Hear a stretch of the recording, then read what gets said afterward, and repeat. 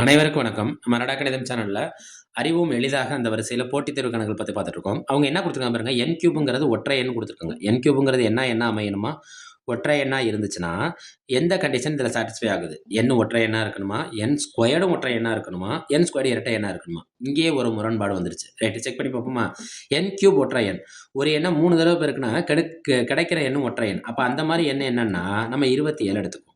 இந்த 27ங்கிறது யாரோட கியூபா இருக்கும்? 3ஓட கியூபா இருக்கும். ரைட்டா? அப்ப இதுலேருந்து என்ன ஆயிருது? 3ன்னு கிடைச்சிருது. 3ங்கிறது என்ன எண்? கண்டிப்பா ஒற்றை எண். ஃபர்ஸ்ட் கண்டிஷன் சாட்டிஸ்ஃபை ஆகுது. செகண்ட் கண்டிஷன் என்ன சொல்லியிருக்காங்கன்னு பாருங்க. ஃபர்ஸ்ட் கண்டிஷன் சாட்டிஸ்ஃபை ஆகுதா? செகண்ட் கண்டிஷன் என்ன சொல்லியிருக்காங்க பாருங்க. n squared. அப்ப 3 ஸ்கொயர்டு பண்ணுங்க.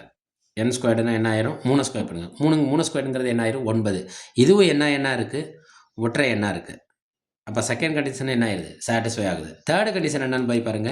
அந்த n ஸ்கொயர்டு என்ன இருக்கணுமா? இரட்டை எண்ணா இருக்கணுமா? பாருங்க. 3 ஸ்கொயர்டுங்கிறது 9ன்னு சொல்லுவோம். இது கண்டிப்பா என்ன கிடையாது? இரட்டை எண் கிடையாது. அப்போ தேர்ட் கண்டிஷன் என்ன ஆகாது? சாட்டிஸ்ஃபை ஆகாது. அப்போ இங்கே எந்த 2 கண்டிஷன் சாட்டிஸ்ஃபை ஆகுது? முதல் கண்டிஷனும் செகண்ட் கண்டிஷனும். அப்போ கொடுத்துருக்க ஆப்ஷனில் ஆப்ஷன் டியை குறிக்கும். நம்ம அனடா கணிதம் சேனலை சப்ஸ்கிரைப் பண்ணி சப்போர்ட் பண்ணுங்கள். போட்டித் தேர்வில் வெற்றி பெறுவதற்கு நம்ம அனடா கணிதம் சேனல், அதாவது உங்களோட அனடா கணிதம் சேனலை பயன்படுத்திக்கோங்க. லைக் கொடுங்க, சப்ஸ்கிரைப் பண்ணுங்கள், சப்போர்ட் பண்ணுங்கள். நன்றி.